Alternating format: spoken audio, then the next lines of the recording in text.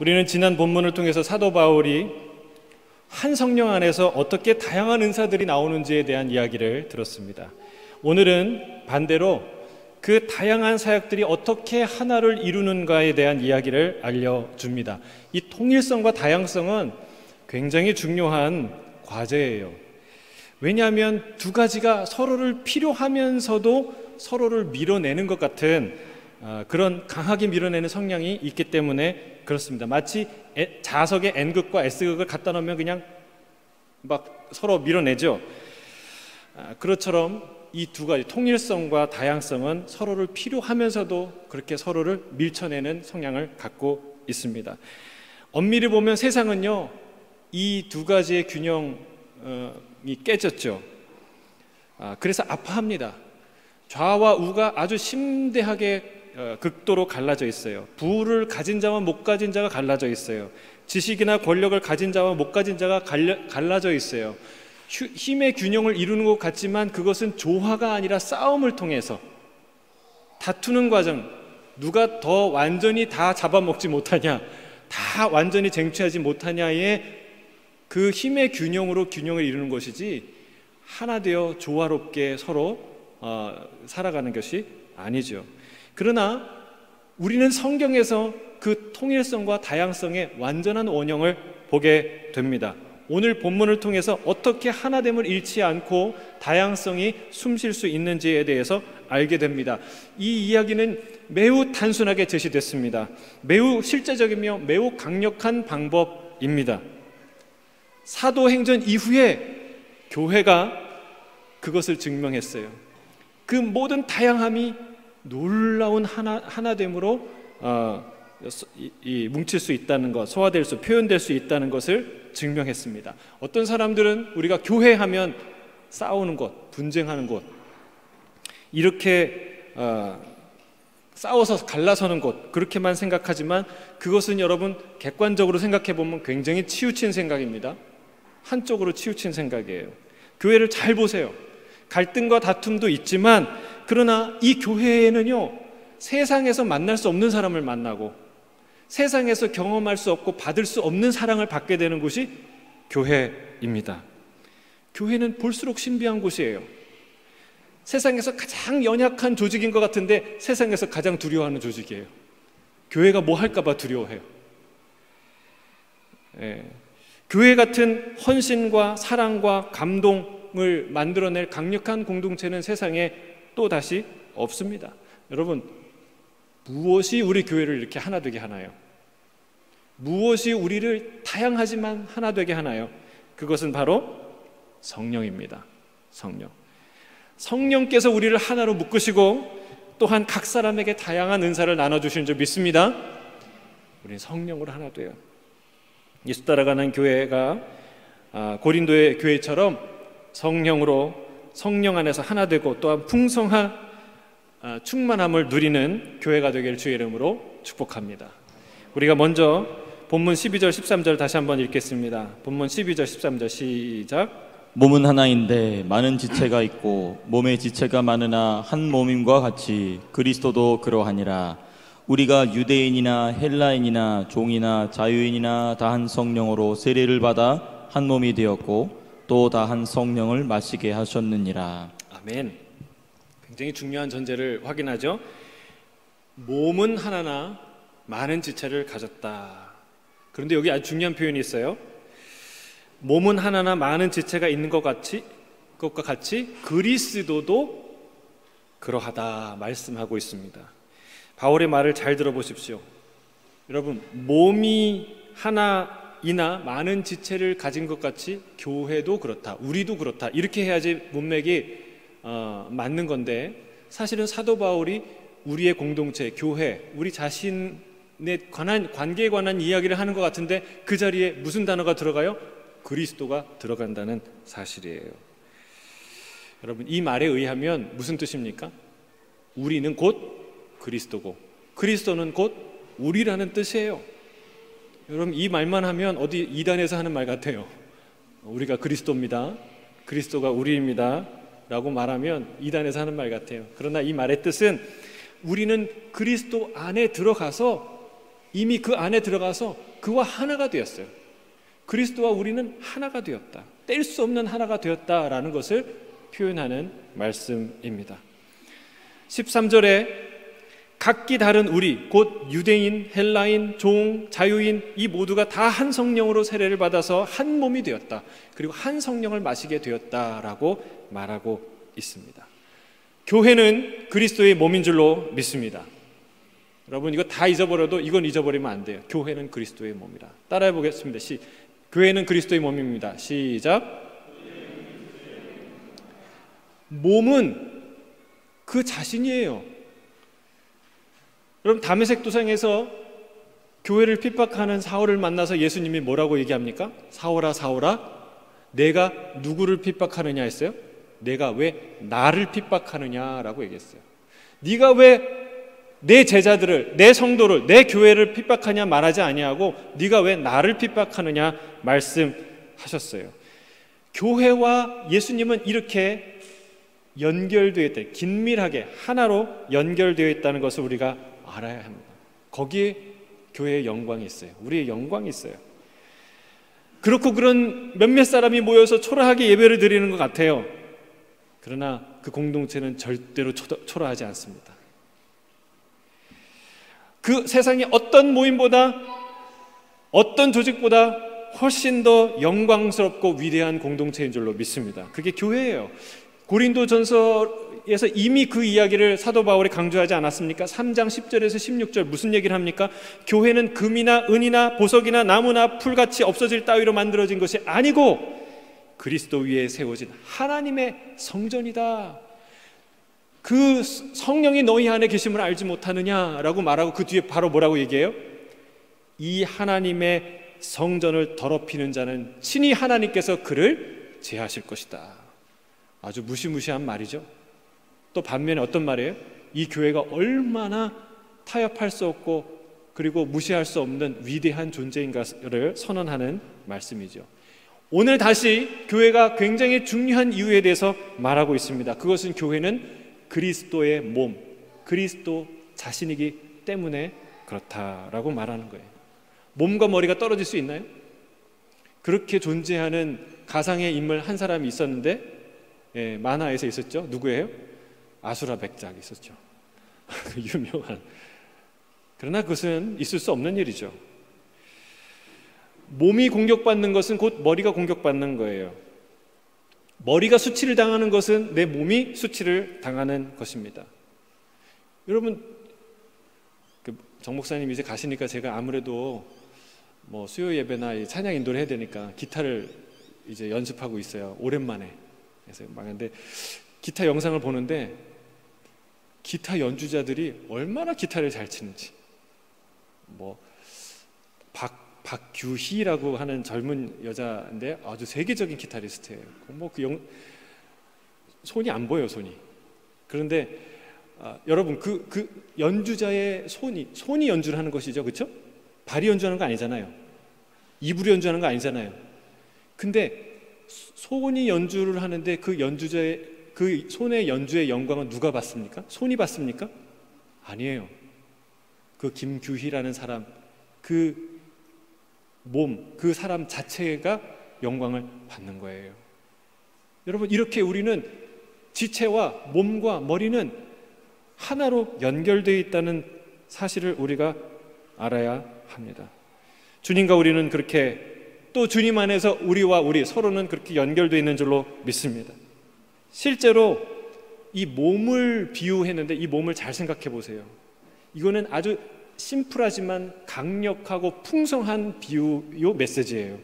여러분, 이걸 가만히 묵상해 보세요. 실제로 몸처럼 다양성과 통일성을 완전하게 조화를 만들어내는, 구현해내는 그런 게 없어요, 세상에.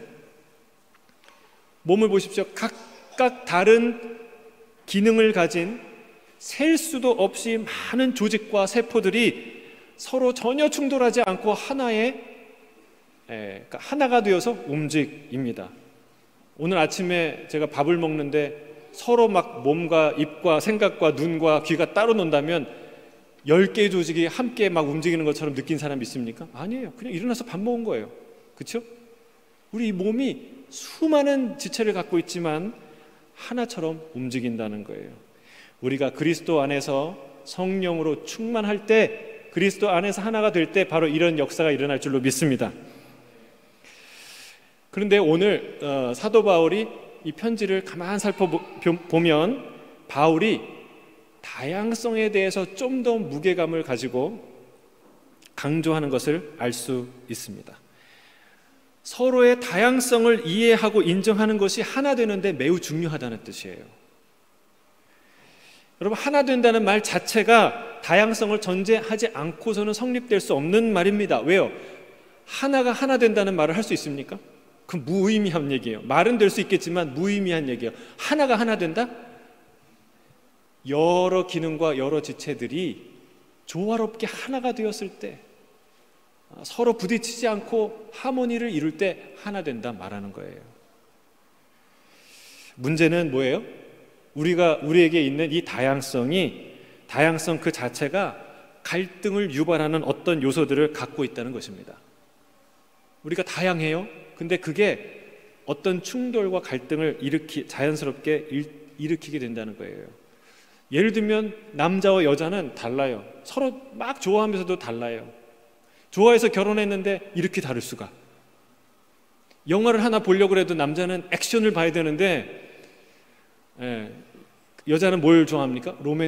로맨틱 코미디 뭐 이런 거 좋아해요. 그래서 액션 보면 이렇게 잔인한 것을 본다고.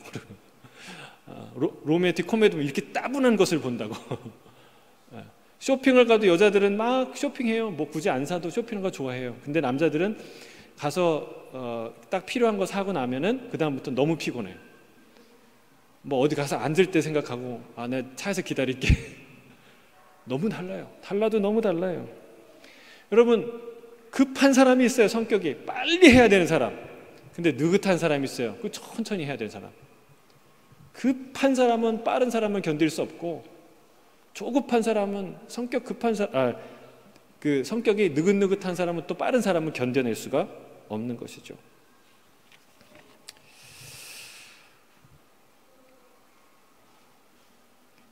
자, 오늘 본문 바울은 이 다름 때문에 일어나는 갈등에 대해서 두 가지를 말하는데, 첫 번째는 14절에서 16절이에요. 14절 16절 같이 한번 읽겠습니다. 시작. 몸은 한 지체뿐만 아니요 여럿이니 만일 발이 이르되 나는 손이 아니니 몸에 붙지 아니하였다 할지라도 이로써 몸에 붙지 아니한 것이 아니요 또 귀가 이르되 나는 눈이 아니니 몸에 붙지 아니하였다 할지라도 이로써 몸에 붙지 아니한 것이 아니니. 자, 발이 말합니다. 뭐라고 얘기해요? 나는 손이 아니니 몸에 붙지 않았다. 말이 조금 이상한데, 귀가 뭐라고 얘기해요? 나는 눈이 아니니 몸에 속하지 않았다. 이게 사실은 이 뉘앙스가 뭐냐면 좀 소외감을 느낀 거예요. 상처받은 거예요. 식이 나는 거예요. 난 너와 달라. 난 너가 아니야. 너는 잘났어. 이런 뉘앙스예요. 발이 중요하죠. 중요한 이동 수단입니다.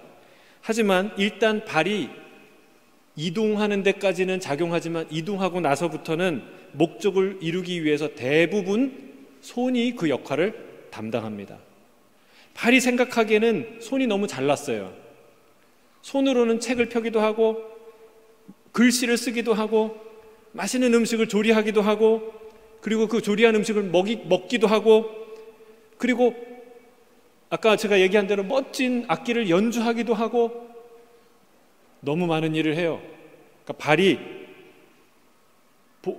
보니까 열등감이 느껴지는 거예요. 발은 그저 묵묵히 걸을 때만 사용해요. 대우도 달라요. 어떻게 다릅니까? 손은 자주 씻어요. 로션도 발라줘요. 물론 요즘 발 로션도 있긴 있지만 대부분 그렇지 않잖아요. 손은 막 깨끗하게 청결하게 유지하죠.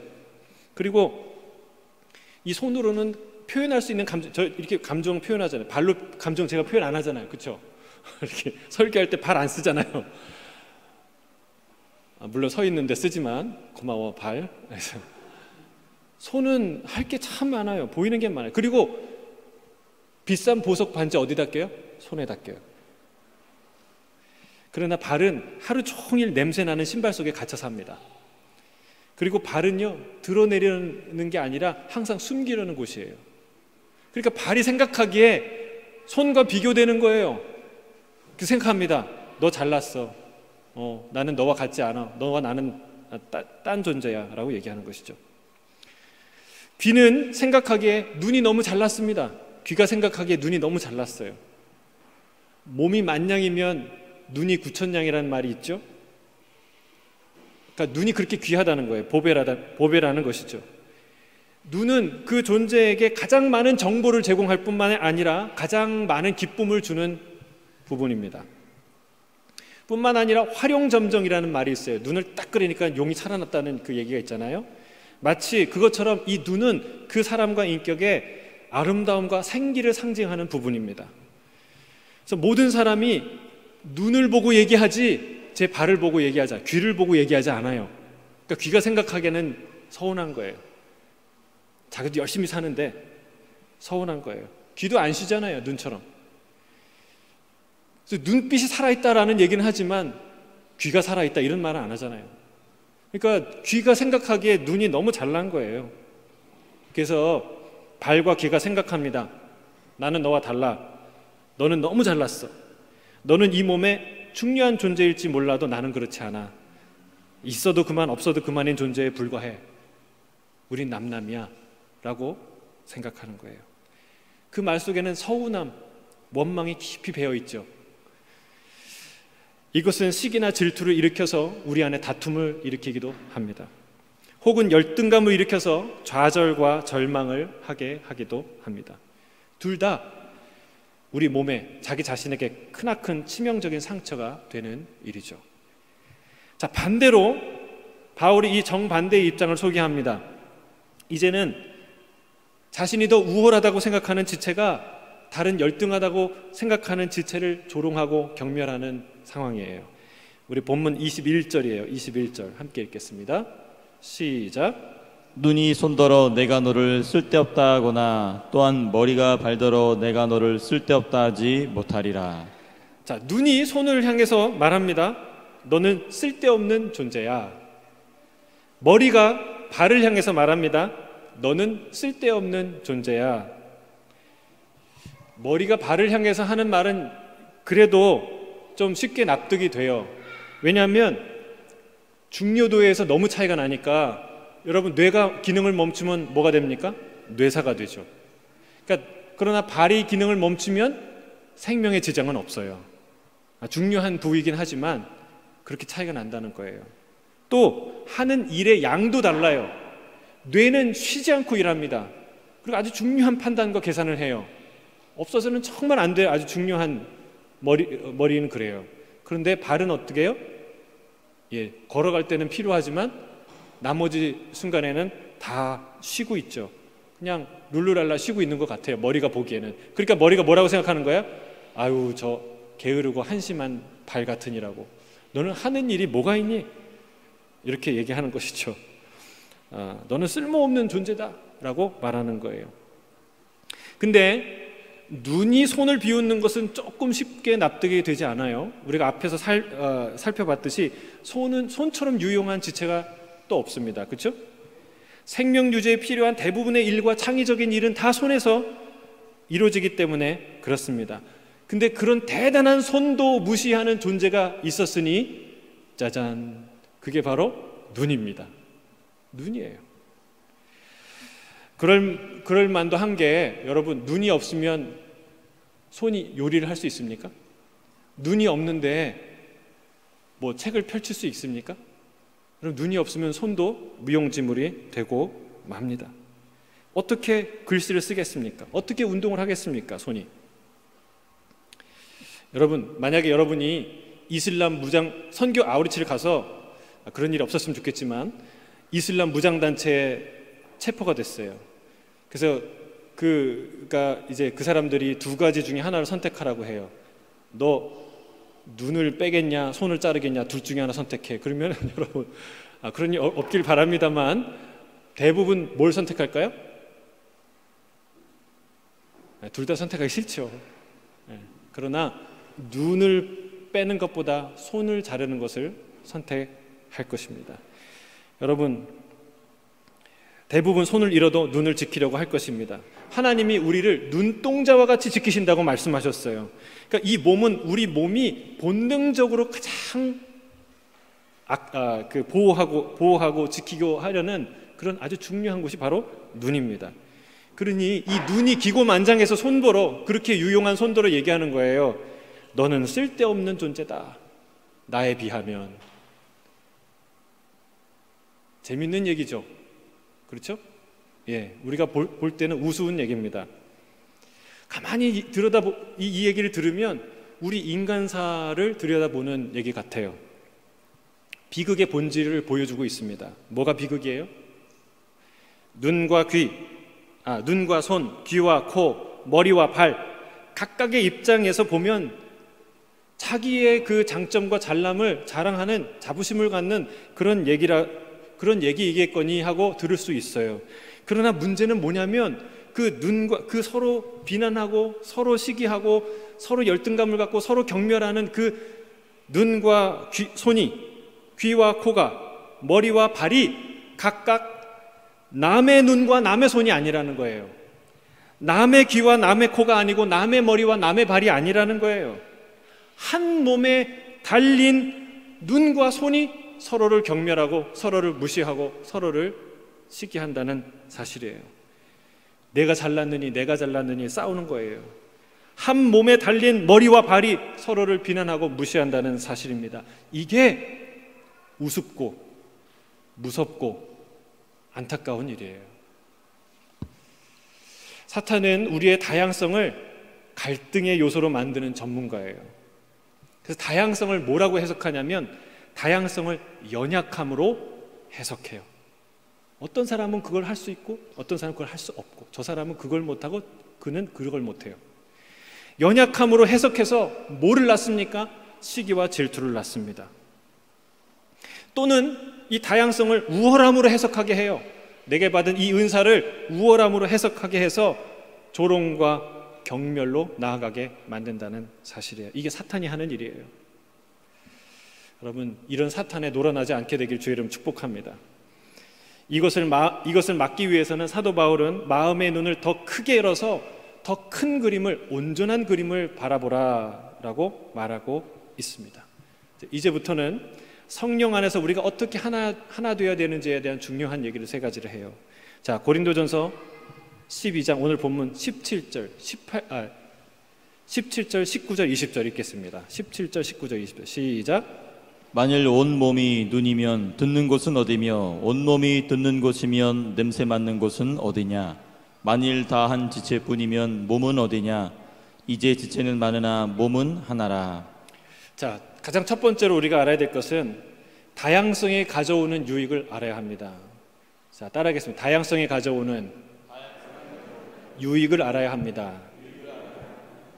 바울이 아주 단순하지만 중요한 질문을 해요. 온 몸이 눈이면, 온 몸이 다 귀면 어떤 일이 벌어질까? 다 눈이면 누가 듣겠습니까?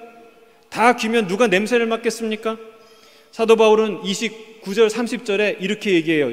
오늘 본문 뒤에 있는데 29절 30절 함께 읽겠습니다. 시작. 다 사도이겠느냐? 다 선지자이겠느냐? 다 교사이겠느냐? 다 능력을 행하는 자이겠느냐? 다 병 고치는 은사를 가진 자이겠느냐? 다 방언을 말하는 자이겠느냐? 다 통역하는 자이겠느냐? 그럴 수도 없고 그래서도 안 된다는 말입니다. 교회는 그럴 수 없어요. 그래서도 안 돼요. 여러분, 다 찬양의 은사를 받으면 어떻게 될까요? 다음 주부터 제가 찬양을 인도해야 될 것 같은데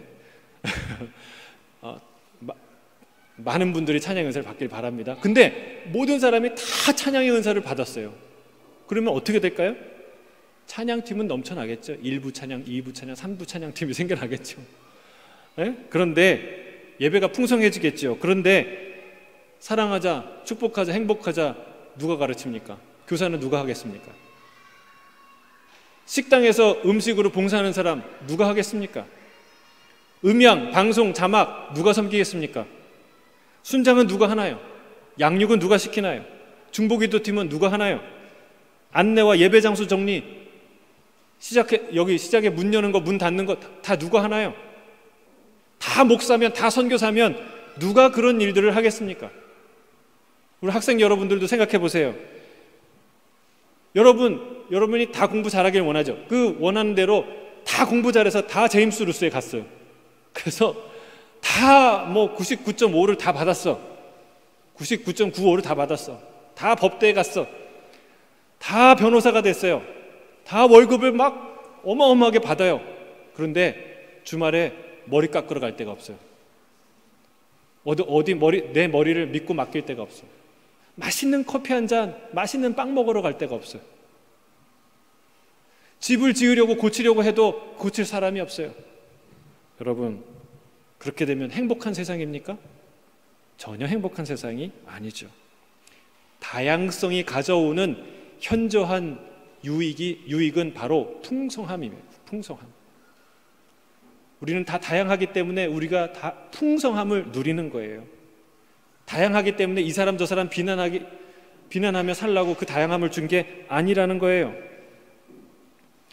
요즘에 좀 다양성을 얘기할 때 좀 조심스러워요. 왜냐하면 이 다양성이 꼭 이 무지개 깃발, 그 성적 지향에 대한 다양성을 의미하는 시대가 되기 때문에 그래요.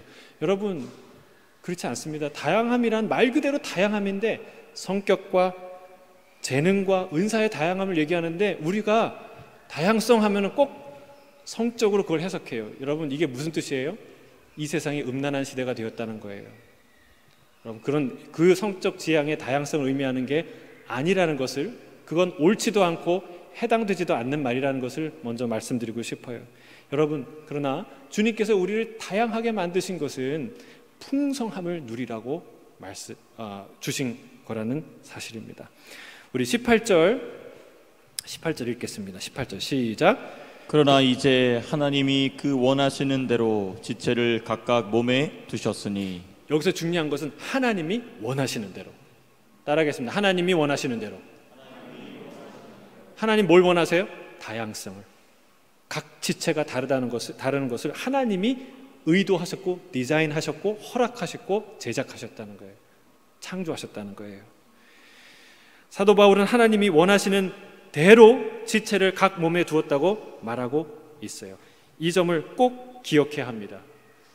다양함은 결함이 아닙니다. 하나님의 의도입니다. 제가 지난번에 설교할 때 그 얘기를 했죠. 기억나십니까? 부족한 모습 그대로 우리는 완전합니다. 따라하겠습니다. 부족한 모습 그대로 우리는 완전합니다. 시작. 그대로 우리는 완전합니다. 어디 안에서? 주님 안에서, 성령 안에서. 여러분, 이것을 반드시 기억해야 됩니다. 귀가 보는 능력이 없다고 그것은 귀의 약점이 결코 아닙니다. 귀가 냄새를 맡지 못한다고 그 귀의 약점이 결코 아닙니다. 여러분, 이 눈이 보지 못하는 귀를 갖고 있는 게 창피한 것이고 부끄러운 것이고 단점이 아니에요. 눈의 약점은 뭔지 아세요? 눈의 유일한 약점은 귀를 배격하는 사실이에요. 귀가 떨어져 나가면 눈은 어떤 눈이 돼요? 귀가 없는 눈이 됩니다. 여러분, 귀가 없는 눈으로 살고 싶으세요? 하나님은 당신이 원하시는 대로 우리를 지으셨고 다양한 지체를 우리 가운데 두셨다는 사실을 성경은 말하고 있습니다. 흑인도 황인도 백인도 다 하나님이 지으신 종족인 줄 믿습니다. 남자도 여자도 하나님이 지으셨습니다. 이것이 하나님의 뜻임을 우리가 분명히 알아야 합니다. 우리가 서로 수줍어하거나 낯설어 할 수는 있어요. 예, 맞아요. 그래서 여러분, 우리가 이 하나 된다고 해서 너무나 이상적으로 생각할 필요는 없어요. 모든 교회가 하나 되고 모든 교단이 하나 되고 모든 사람이 다 형제님 자매님하고 친해야 되는가? 여러분, 그건 좀 이상주의적인 생각이에요. 여러분, 생각해 보세요. 우리 몸도요, 서로 친하고 가까이 만나는 몸이 있지만 귀와 발처럼, 여러분, 귀와 발이 평생 한번 만날까요? 안 만날까요? 만나면 이상한 거예요. 요가 하는 분들은 만날 수 있겠죠. 근데 여러분, 귀와 발은 평생 안 만나요. 그래서 우리가 서로 관계가 다 친밀할 필요가 없어요.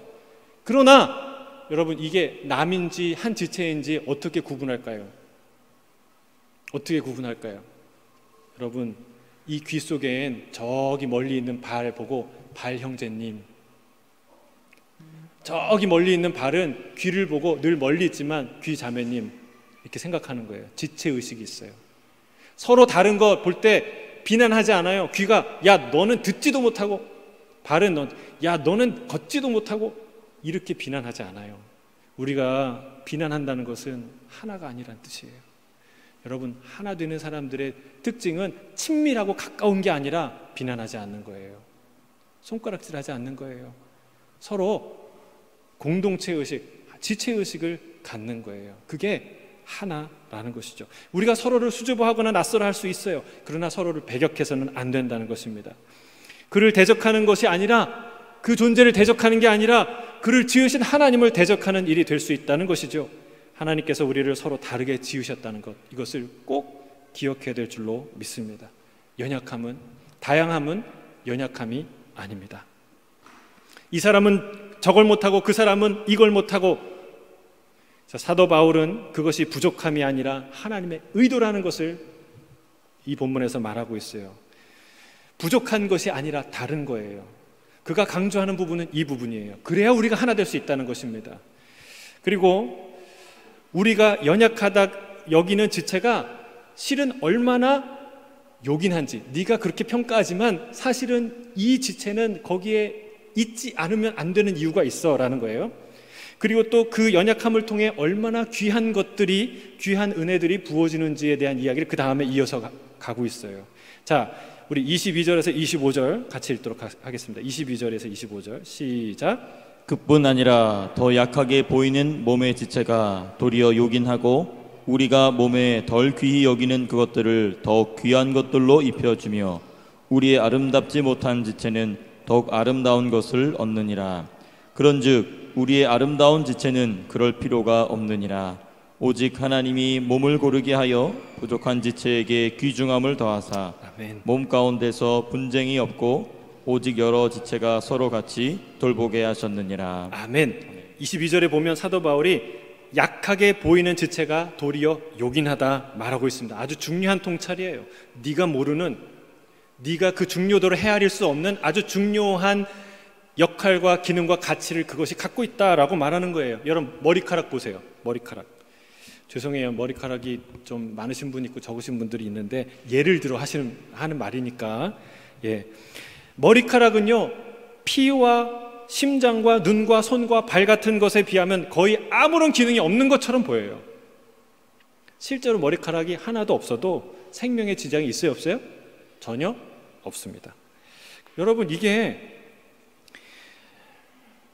머리카락 없는 게 아무것도 아니라고 우리는 생각하는데, 그러나 어떤 사람의 당사자에게는 마치 시력을 잃어버리는 사람처럼, 청력을 잃어버리는 것처럼 낙심하게 만들 수도 있다는 사실입니다. 특히 이미지를 중요하게 여기는 사람은 더욱 그렇습니다. 머리카락은 이 머리를 보호하는 역할도 하지만 그런 역할만 합니까? 그렇지 않아요. 길이와 모양과 색깔에 따라서 아주 다양한 이미지들을 만들어내요. 그럼 그거는 심장이 할 수 없는 일이고 손이 발휘할 수 없는 일이죠. 이렇게 몸은, 우리 몸에 있는 지체는 어떤 식으로든 서로를 섬기는 기능을 하고 있다는 사실입니다. 숨겨진 기능, 잘 모르는 기능, 아직 깨닫지 못하는 기능이 있다는 거예요. 서로가 서로를 필요로 하는 존재인 줄로 믿습니다. 아멘이십니까? 우리 옆에 있는 분에게 나는 당신이 필요한 존재입니다. 당신은 나에게 필요한 존재입니다. 아멘, 아멘, 아멘. 여러분, 머리카락 하나도 몸을 위해 섬깁니다. 우리 공동체에 아무것도 줄 수 없을 만큼 가난한 사람은 아무도 없어요. 주님은 냉수 한 그릇 대접하는 그 상도 놓치지 않을 거라고 말씀하셨어요. 우리가 이제 수개월 동안 영상으로 만날 수밖에 없는 분들도 계시는데, 여러분, 그냥 영상으로 만나더라도 예수 따라가는 교회의 성도는요, 이 관계는 개념이 아니라 실제예요. 그래서 우리가 서로를 위해 중보해야 돼요. 그리고 우리가 서로를 위해서 전화라도 해야 돼요. 여러분, 우리의 관계는 그냥 영상 보고 아, 저 사람 알지, 그 유명한 목사님 알듯이 그렇게 아는 관계가 지체의 관계가 아니라는 거예요. 우리 성경은 오늘 본문을 분명하게 얘기합니다. 우리는 그리스도의 몸이다. 23절 보면 덜 귀히 여기는 지체는 더욱 귀한 것들을 입혀준다. 24절에도 하나님이 몸을 고르게 하여 부족한 지체에게 귀함을 더하셨다. 사실은 사도 바울의 오늘 포인트는 여기에 있어요. 여기에 무게가 실려 있어요. 내가 상대적으로 약하다고 여기는 것들, 여러분 그런 것에 더 많은 관심과 시간과 재정을 쏟습니다. 그렇지 않아요? 내 몸 중에서 제일 약하다고 생각하는 건 그것에 시간을 더 많이 써요. 예, 뭐가 있습니까? 뭐 얘기하면 약점이 되기 때문에 제 얘기를 하면은 이 작은 눈이라든가 예를 들면 그걸 어떻게 커 보이게 할 것인가. 그렇다고 저는 눈 때문에 상처받은 적은 없어요. 약간 털 때문에 상처받은 적은 있어도. 왜냐하면 이제 라준선 목사님이 항상 이정호 목사가 지나간 자리에는 항상 털이 남아 막 이렇게 농담 반 진담 반 이렇게 하셔가지고, 그러니까 우리의 키가 작은 사람들은요 그 키를 커버하기 위해서 돈을 아끼잖아요. 발이 아픈 사람은 편안한 신발을 사기 위해서 돈을 아끼지 않아요. 그렇지 않습니까? 우리의 핸디캡을 더 좋은 것, 더 귀한 것으로 가리려고, 커버하려고 하는 것이죠. 우리의 연약함은 주님의 더 많은 돌봄과 사랑을 받는 이유인 줄로 믿습니다. 우리의 연약함은 부끄러워할 것이 없습니다. 갓난아기의 연약함은 부모에게 전혀 부끄러움이 되지 않는 것과 같습니다. 아기의 연약함은 분명히 부모에게 수고로움이 됩니다. 귀찮음이 됩니다. 먹여줘야지, 입혀줘야지, 잠까지 재워줘야 돼요. 얼마나 힘든 일이에요. 그러나 그거 귀찮다고 하는 부모가 있어요. 귀찮죠. 그러나 여러분 그 일을 통해서 얻어지는 수많은 기쁨은 헤아릴 수가 없어요. 비교할 수 없어요. 그게 그 과정을 통해, 그 연약함, 아기의 연약함을 통해 사랑을 나누어요. 사랑을 경험하게 돼요. 둘 사이에는 말할 수 없는 사랑을 경험하게 되는 것입니다. 이것이 사도 바울이 내가 약한 것을 자랑한다고 하나님께, 여러분에게 자랑한다고 하는 이유입니다. 성경에 등장하는 인물을 보세요. 하나같이 단점 없는 사람들이 없어요. 왜?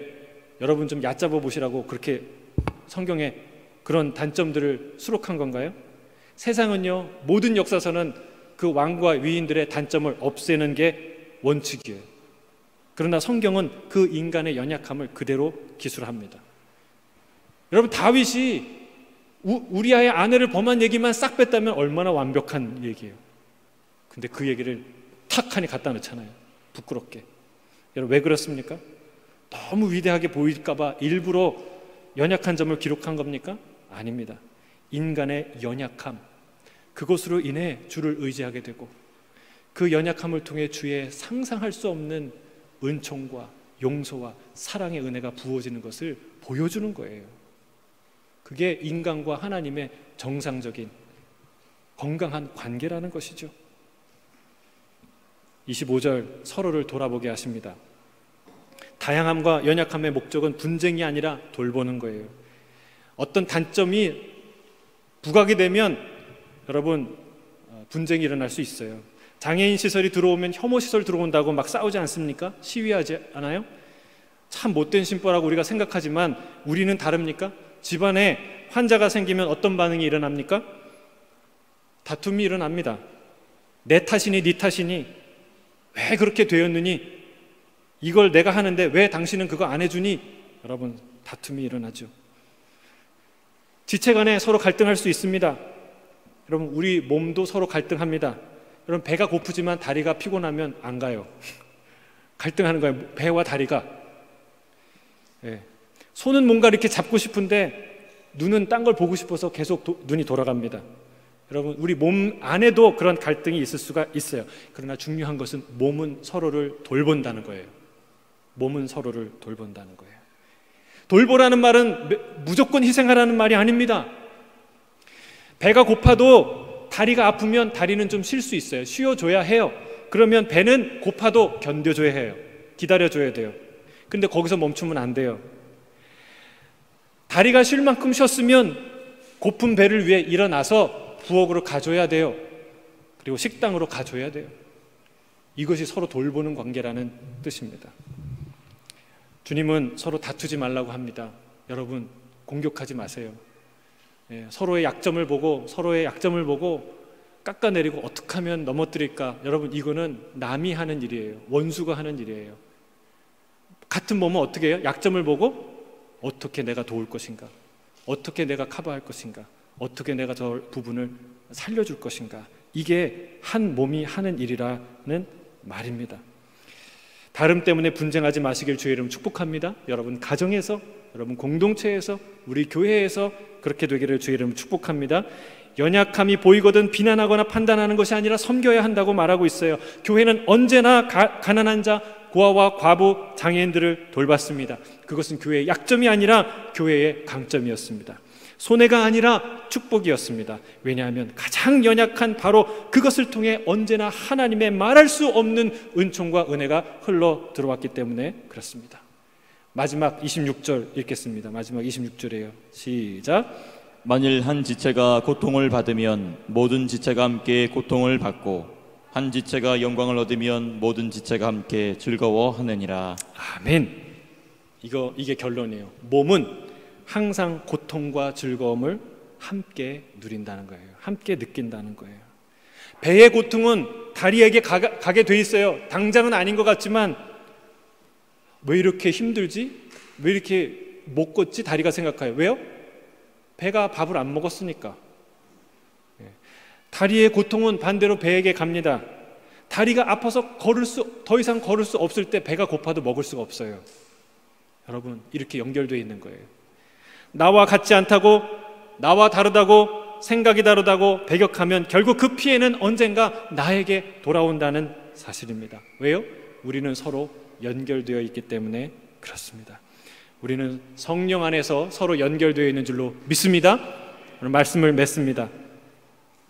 누군가를 비난하면 우리 안에서, 성령 안에서, 주 안에서 하나 된 우리가 은사 때문에, 성격 때문에, 재능 때문에 누군가를 비난한다면 그것은 나 자신을 비난하는 말이 된다는 사실이에요. 누군가를 칭찬한다면 그 칭찬은 바로 나 자신에게 돌아오는 칭찬이 될 줄로 믿습니다. 우리는 성령 안에서 고통도 기쁨도 서로 함께 나누는 한 몸이라는 것을 잊지 말아야 될 줄로 믿습니다. 주 안에서 자신의 강점으로 서로의 약점을 돌보고 섬기며 함께 슬퍼하고 함께 기뻐하는 예수 따라가는 교회 되기를 주의 이름으로 축복합니다. 기도하겠습니다.